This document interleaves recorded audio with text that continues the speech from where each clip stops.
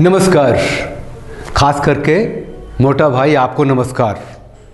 दो तीन बातें कहने के लिए आया हूँ और ये आप ही कर सकते हो मोटा भाई, कोई नहीं कर सकता।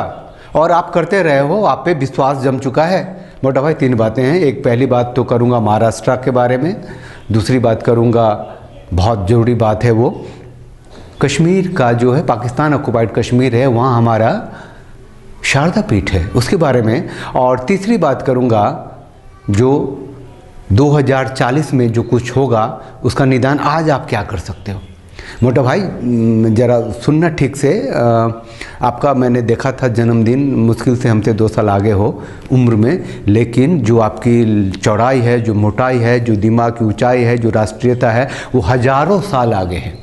तो आपकी बहुत इज्जत करता हूँ मैं। पहली बात मोटा भाई, पहली बात यह है कि जो महाराष्ट्र में सरकार बनाने की उठापटक चल रही है ना मोटा भाई, कोई कंप्रोमाइज़ करने की ज़रूरत नहीं है। किस बात का कंप्रोमाइज़ मोटा भाई?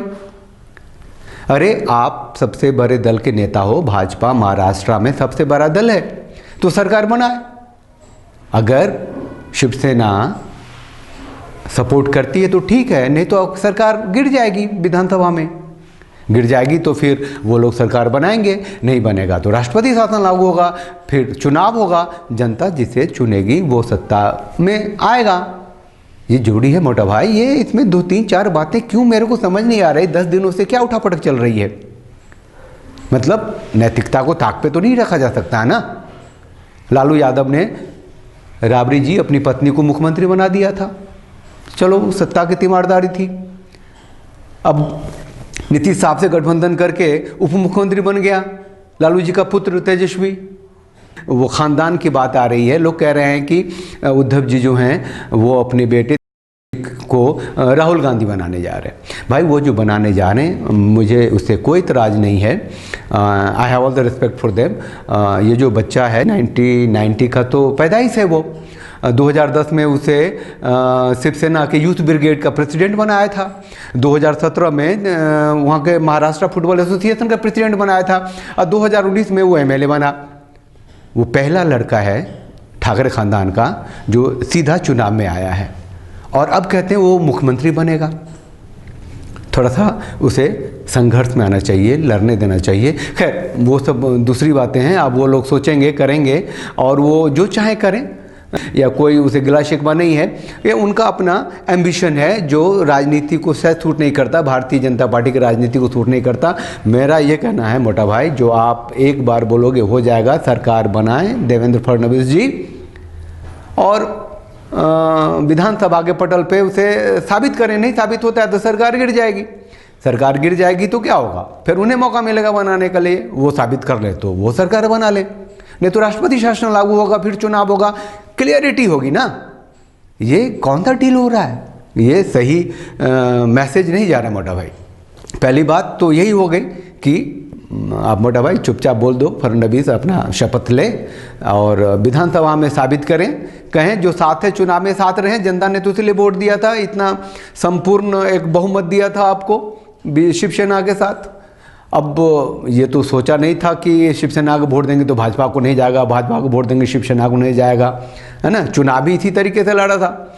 अब उसमें कहीं गलतफहमियाँ पैदा हो गई हैं, एम्बिशन आ गया है, तो उसके लिए कोई कंप्रोमाइज़ करने की ज़रूरत नहीं है मोटा भाई। दूसरी बात बहुत ज़रूरी बात है, ये धारा 370 हटा दी, 35 हटा दिया, जम्मू कश्मीर लद्दाख को यूनियन टेरिटरी बना दिया, बल्ले बल्ले हो गया। जो 1000 सालों में नहीं हुआ वो आगे 1000 सालों तक एक ऐसा इतिहास बना, ऐसा पुख्ता चीज़, मतलब।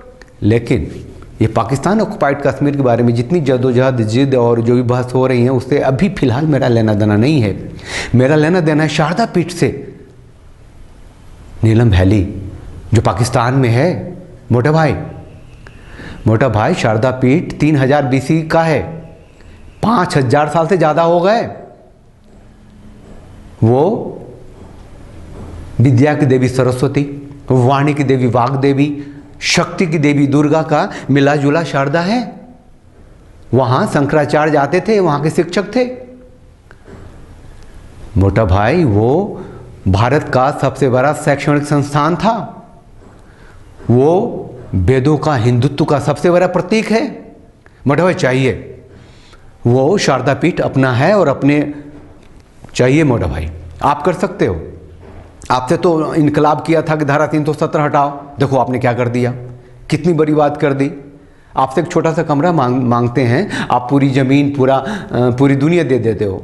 तो मोटा भाई ये बहुत जरूरी है। शारदा पीठ, जम्मू कश्मीर का शारदा पीठ जो पाकिस्तान ऑक्युपाइड कश्मीर में है, वो अपना होना चाहिए। वहाँ जब तक कि वो अपना नहीं होता तब तक वो ऐसा कर दो कि anybody could go from India, धरती का कोई भी आदमी शारदा पीठ जा सकता है, और आप चाहोगे तो हो जाएगा, इसमें कोई बड़ी बात नहीं है।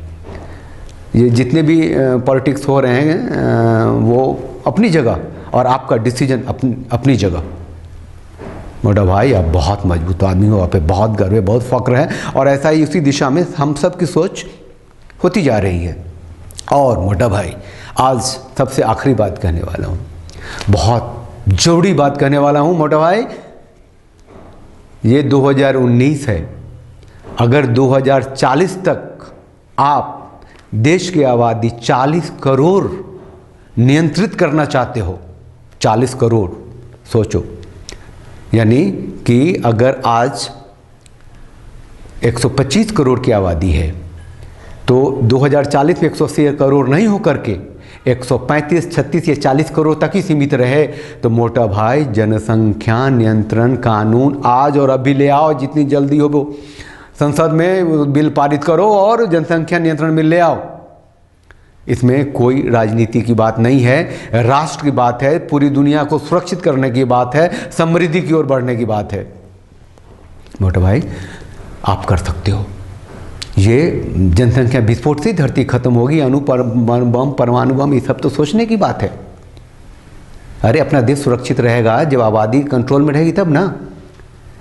मतलब एक जनसंख्या नियंत्रण बिल जो है, पॉपुलेशन कंट्रोल बिल की जो ड्राफ्टिंग हो रही है, जो थोड़ा बहुत मैंने सूत्रों से जानकारी ली है मोटा भाई, उसे मैं अभी ये प्रोग्राम के अंत में उसका लिंक दूंगा, और आप सब जरूर देखिएगा। मोटा भाई आप भी देखना, और आपको देखने की ज़रूरत नहीं है, आपको सिर्फ सोचना है कि जनसंख्या नियंत्रण बिल भारत में आएगा और इसी साल आएगा, और जितनी जल्दी हो आएगा, जिससे कि आने वाले 20 सालों में देश की आबादी 40 करोड़ तक आप नियंत्रित कर सकते हो। बहुत बड़ी बात होगी मोटा भाई।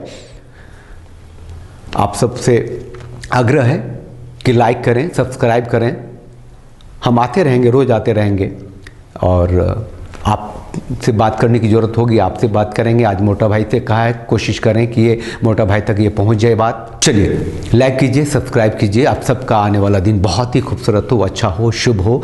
आप सबको जय हिंद।